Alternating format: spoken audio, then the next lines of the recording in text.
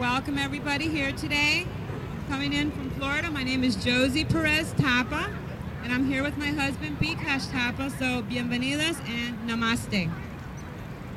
I'm here to talk about a very distasteful subject regarding children, especially children in the foster care system. Usually, the Department of Health and Human Services or Department of Children and Families or whatever you want to call them in your state have children in the foster care system and they're portrayed as abused, abandoned, or neglected, or for whatever reason they've been obtained. And then they're left in the system for many years. Many of them age out of the system. I'm here only to speak about the state of Florida, where we have issues regarding drugging of small children.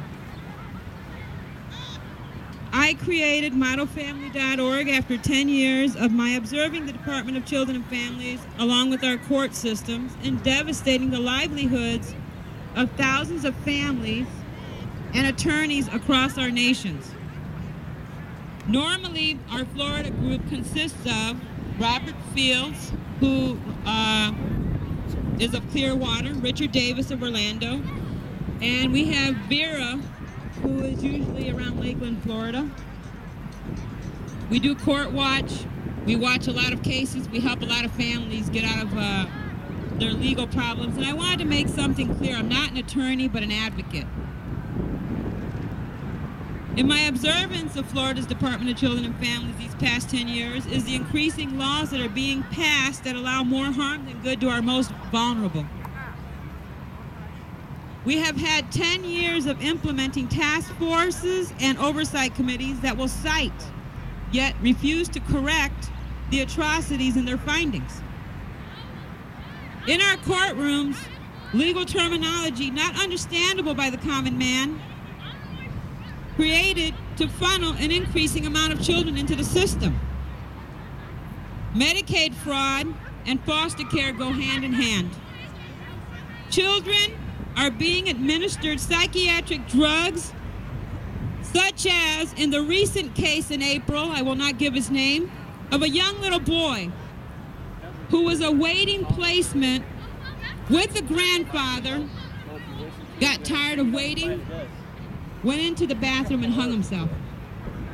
He was only 8 years old. And I'm here to stand up for him today. I am fed up with children waiting to be taken away by parents and loved ones to help their families. Whatever happened to family support?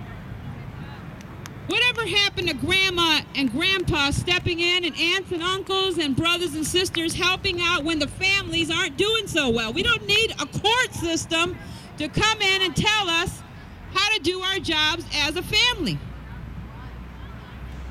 Well, I will tell you that from 2008 to present, Florida began to show its true colors pertaining to DCF. I've been working with the Citizens Commission on Human Rights. In 2008, they did a research project on how many children in the system were being drugged and how many of them were drugged without parental consent, judicial consent, or anybody's consent. 85% of the cases pulled, these children were drugged with no consent from anybody. The media came out to the same conclusion, 85%. We already had the numbers 6 months in advance. Foster population with mental health issues were prescribed and drugged without parental consent or following Florida laws. The laws were broken by the state, physicians, and the judicial. Florida has a long history of calling for investigations. In 2001, they called for a strike force to investigate all foster homes with 10 or more children. I don't know what that amounted to, and I don't know what the conclusions were of that investigation. 2005, they called for another task force investigation after the disappearance of a child who had been missing for almost a year before they reported it to the judicial.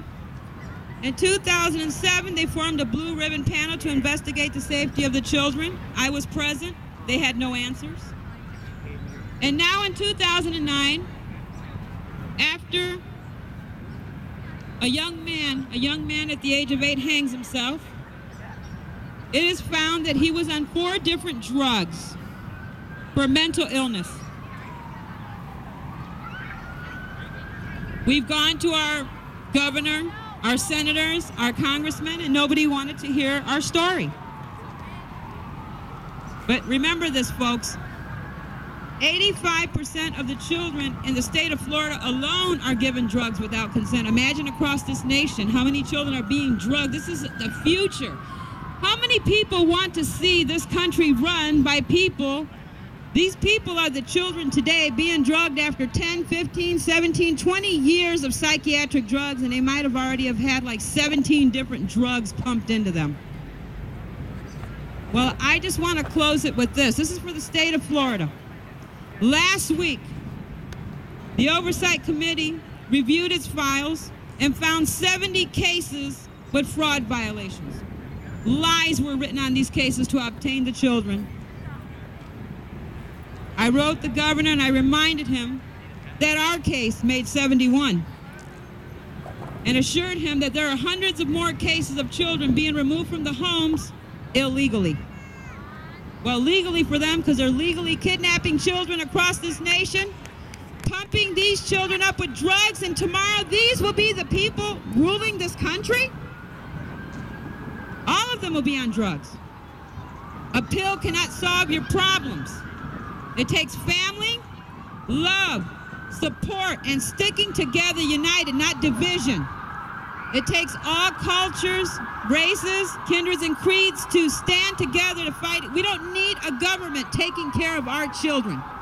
And it's time to put them out the door and learn to take care of your own family, because our children are our children, not yours. Thank you all for giving me the opportunity. Have a great afternoon.